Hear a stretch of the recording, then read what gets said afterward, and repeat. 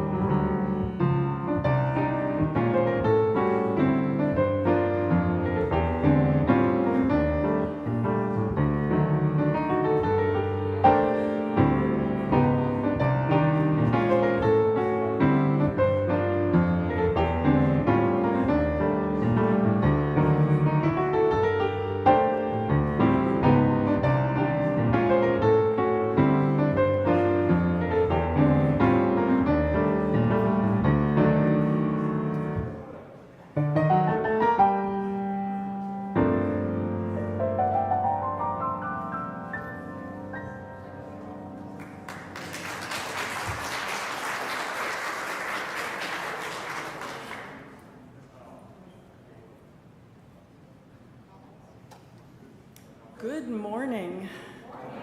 Good morning. Welcome to the First Unitarian Universalist Congregation of Ann Arbor. It is good to be with you in all the ways that we are present. Here in the sanctuary on this Sunday morning, from wherever home is at the moment via live stream, or some other time on an entirely different day. Whenever and wherever it is we are connecting, welcome to each and all. I'm Reverend Theresa Rohlck, your Congregational Chaplain and Director of the Handbell Choir. I'm joined today by the worship team, which includes Reverend Manish Mishra-Marzetti, our Senior Minister, Reverend Cassandra Hartley, our Minister for Operations, Carter Smith, the Interim Director of Music Ministries, Allison Halerz, our Pianist-in-Residence. And yes, for everyone here on this cancel. And we could not be doing this without the support of so many others, and I'm only going to name a couple today. Don Hackney, our building manager, who makes this space look as beautiful as it is. Hannah Hotchkiss, the Welcome Ministries coordinator, who's overseeing all of the things happening before you get here. And Mike Halerz, our tech consultant, who is making the live stream happen even as I speak. And one more technology note, we are happy that you have your devices with you and are perhaps looking at the order of service and are ready to use them later, but make sure they're on silent. Over the past 2 weeks, this sanctuary has also been a temporary home for our friends in the Reconstructionist congregation who have celebrated the Jewish New Year and Yom Kippur here. To all who are celebrating these high holy days, we send wishes for a peaceful and fulfilling new year. Returning to this space could not have happened without a coordinated effort by so many and by thoughtful and dedicated folks who hold the health of all who cross the threshold of the building in highest regard.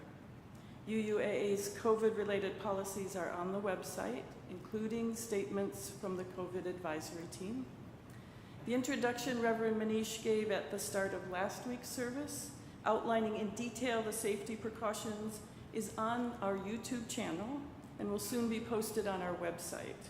I encourage you to watch it to get a full picture of all that is being done to mitigate risk and keep us as safe as possible. But as a quick reminder, masks are required in the building and outside, which means they need to be worn actually covering your nose and mouth. Social hour will be held outside, and masks may be removed if you are actively eating or drinking. I know from personal experience, donuts are very hard to eat with your mask on. Those who are on the chancel, like I am right now, may remove our masks when speaking, but we must have a negative COVID antigen test within 24 hours of the start of the service. And we know it's not easy to sit here and have these masks on for a long period of time. So please know, it is not a disruption. If you need to take a break at any point, we simply ask that you would leave the sanctuary space and step outside if you need to remove your mask. And remember that everyone's level of comfort and risk is different. So be aware that others have needs that may be different from your own. And children are very much a part of this community, but you'll notice for a while at least we don't have our colored carpet squares out here. All the spiritual growth and development activities for children are happening outside right now. And this is one of the more difficult requests that I need to make, and that is that you don't sing. I can't believe I'm actually saying that to one of the best congregations in the country, the best singing congregation in the country. We have assured our new interim music director that this is true. And he believes it is so, even though he hasn't heard it yet. The time will come when our collective singing voice will fill this space again. It will. It will. In the meantime, you'll have chances to hear more of his voice, of Allison's playing, of smaller ensembles live during worship. So welcome. Welcome to those who are returning home. Welcome to those who may be searching for a spiritual home. If you are new to us, please join a Newcomers Welcome in the Jackson Chapel that will happen right after the service. If you just exit the sanctuary, continue on a little bit, and to the right is a poster that will say Newcomers Welcome. And a specific welcome now to our newest member of the worship team, Carter Smith, who's going to lead us in our chalice lighting.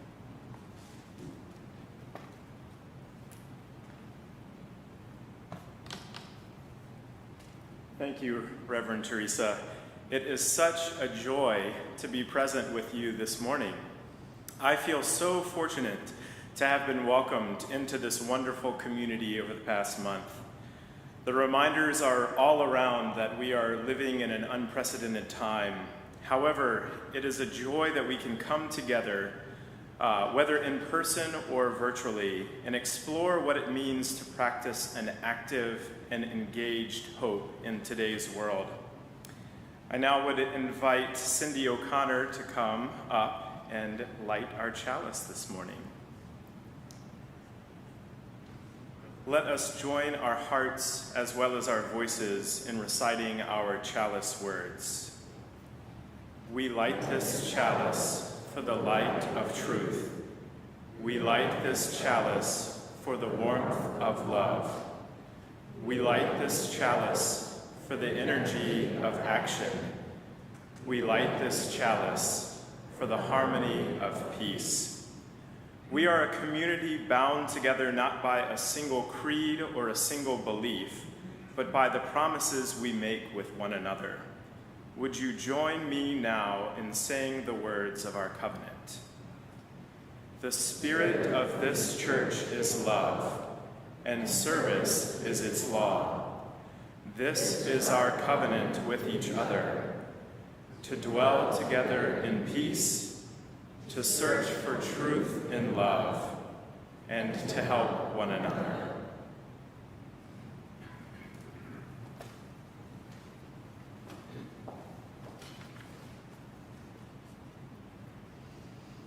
As we move deeper into our time together, I want to share an old wisdom tale as written by Betsy Hill Williams. It's called The WaterBearer's Garden. Once upon a time, there was a water-bearer in India who had 2 large pots, each hung on the end of a pole that he carried across his neck. One of the pots had a crack in it. At the end of the long walk from the stream to the master's house, the cracked pot arrived only half full, while the other pot was perfect and always delivered a full portion of water. For 2 years, this went on daily, with the bear delivering only 1.5 pots full of water to his master's house. Of course, the perfect pot was proud of its accomplishments, perfect for the end to which it was made. But the poor cracked pot was ashamed of its own imperfection, and miserable that it was able to accomplish only half of what it had been made to do. After 2 years of what it perceived to be bitter failure, it spoke to the WaterBearer one day by the stream. "I'm ashamed of myself," it said, "and I want to apologize." "Why?" asked the WaterBearer. "What are you ashamed of?" "I've been able these past 2 years to deliver only half of my load because of this crack in my side. It causes the water to leak out all the way back to your master's house. Because of my flaws, you have to do all this work, and you don't get full value from your efforts," the pot said.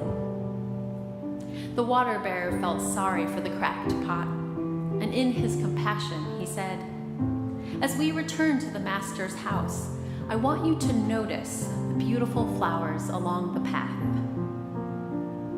Indeed, as they went up the hill, the old cracked pot took notice of the sun warming the beautiful wildflowers on the side of the path, and it cheered him up some. But at the end of the trail, it still felt sad because it had leaked out half of its load again, and so once again the pot apologized to the bear for its failure.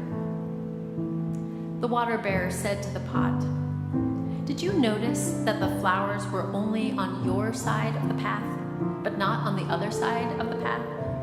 That's because I've always known about your flaw and took advantage of it. I planted flower seeds on your side of the path, and every day while we walk back to the stream, you've watered them. For 2 years, I've been able to pick beautiful flowers to decorate the house and to decorate the table for the master. Without you being just the way you are, he would not have this beauty in the house. We all have our own unique flaws. We are all cracked pots. In the great web of life, nothing goes to waste. Don't be afraid of your flaws. Acknowledge them, and you too can be the cause of beauty. Know that in our weakness, we find our strength. May it be so for us all.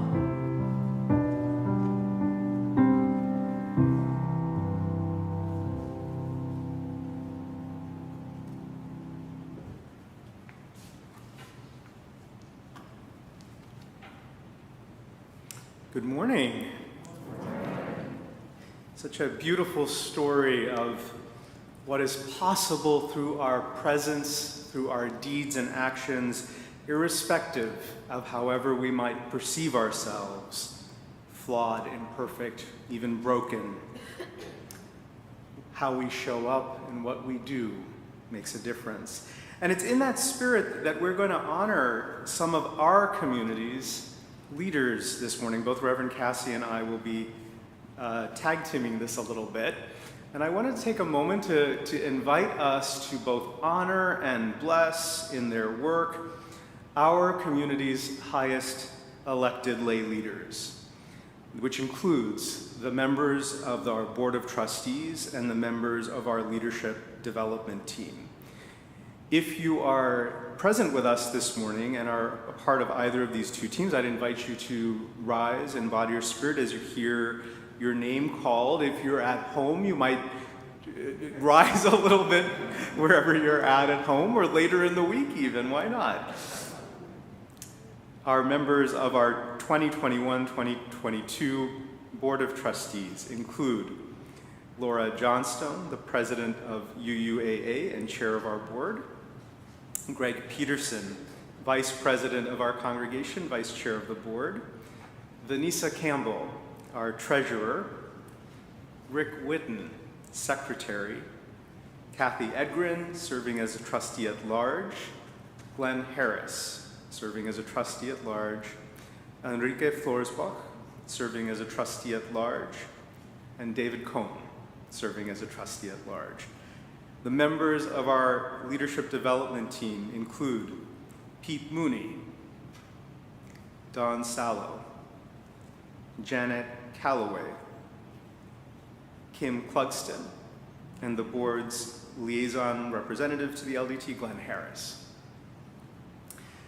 These highest elected levels of leadership in our community involve taking on some of the most complicated and thorny work on behalf of all of us, on behalf of the entire community, including finding and recruiting, training, nurturing new volunteers, including helping navigate the work of mission and vision and financial stewardship, such important and core needs on behalf of all of us. I'm almost actually tempted to say, if you are a family member of any of the, actually I am going to say, if you're a family member of any of these individuals, rise along with them. Because you signed up for this as well, and you kind of know it. Thank you for sharing your loved ones with all of us, with the whole community. We are really, really grateful. Stay up, whoever's up already. And I'm going to invite, if you are a member of this community, i.e. you've helped elect these folks by virtue of being a member, with the members of the First Unitarian Universalist Congregation of Ann Arbor, Michigan, please rise in body or spirit. And to the membership, I pose this question. Having duly elected these individuals to represent you and represent the best interest of the community as a whole, do you pledge to offer your love, your support, your gratitude to these individuals as they move more fully into the work of leading and guiding our community? If so, please say, we do. We do. Thank you so much. Please be seated.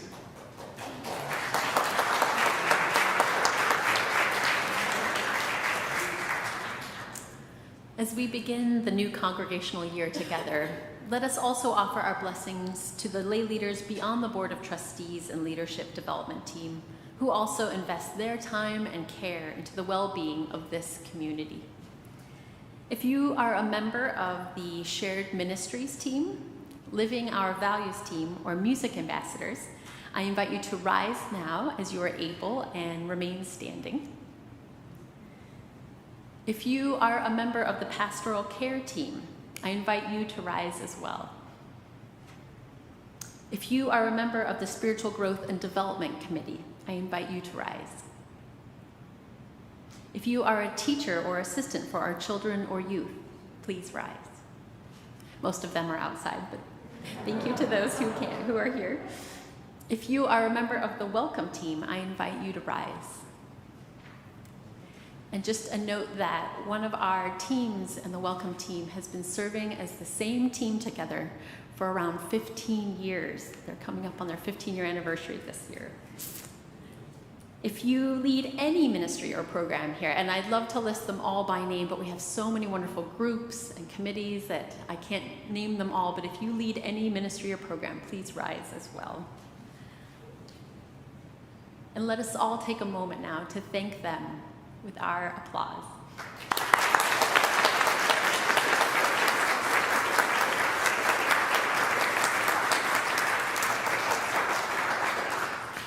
You can be seated now, but I invite all of us to enter into a spirit of quiet, a spirit of prayer, a spirit of reflection, spirit of generosity. Bless our leaders that they may feel surrounded and supported by our gratitude for all they do to make this community strong. Spirit of connection, bless our leaders that they may see the beautiful web of relationships that they are helping to weave. Spirit of encouragement, bless our leaders that they may find new possibilities even when the work is challenging. Spirit of life, bless our leaders that they may find grounding in the practices that nourish them, and may the fruits of their dedication to this congregation return to them 1,000-fold. Amen, and blessed be, and thank you.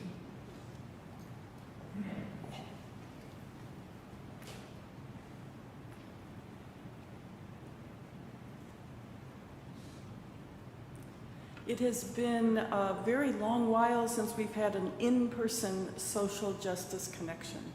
This month, we're highlighting a local nonprofit that has partnered with First UU Ann Arbor for many years, the Community Action Network. CAN works to create better futures for children, youth, and families from under-resourced Washtenaw County neighborhoods and works towards improving those communities. I'm pleased to introduce Frankie Moore, the Director of Development for Community Action Network, who is here in person to speak to us. Will you join me in welcoming Frankie to our pulpit?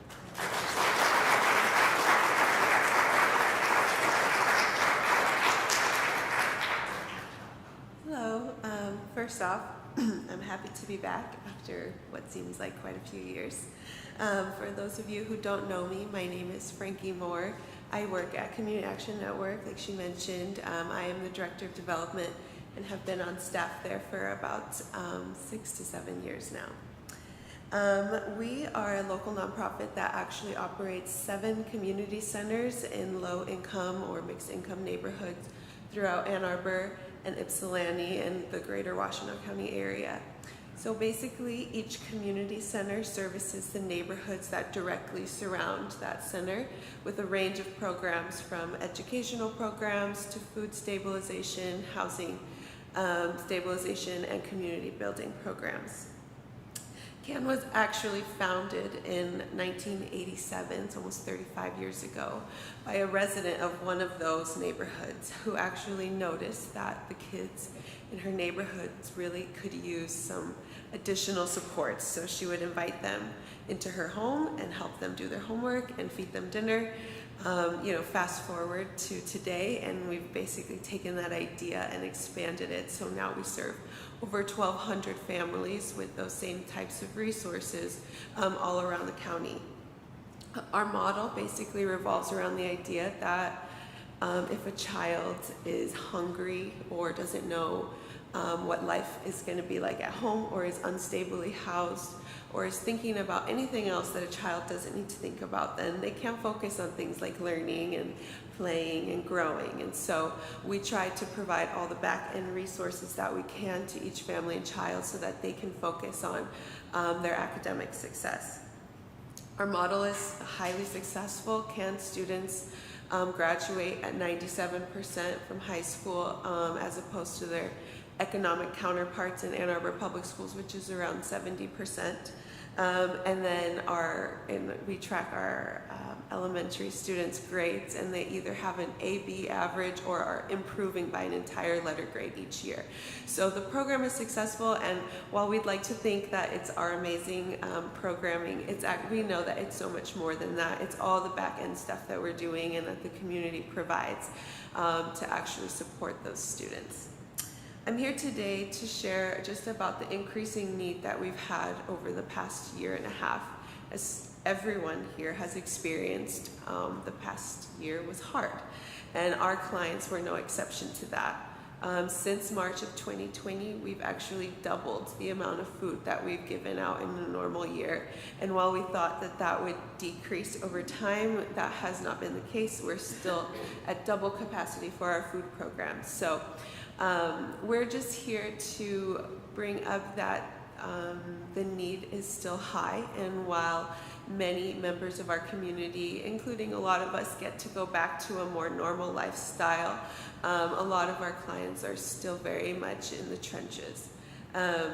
In fact, though, through much generous support, I'm sure many of you included, in the past year we've actually been able to open a new community center that serves 32 families that were either previously homeless or unstably housed. It's actually called Creekside Court Community Center. It just opened in January of 2021 on Platte Road on the southeast side of Ann Arbor, and since then we've been able to offer our full array of services to all of those families. And so I'm here